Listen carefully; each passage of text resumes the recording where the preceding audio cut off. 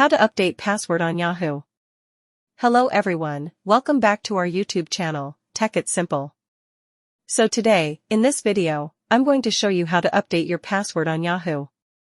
To get started, let's open the Yahoo app. Make sure you have already installed your Yahoo app on your device. Here, you can see the profile icon on the top left corner. Tap on it. Next, in this list, click on Manage Account. Scroll down, and again, click on Manage Account. Next, tap on Account Info. This will navigate you to your profile page. Here, tap on Security. Now, scroll down until you find Change Password.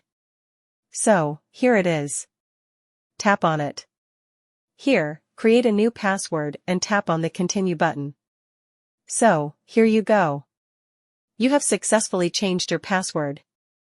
Here, you can also see the last change date, February 25th, 2024. So, that's it for today.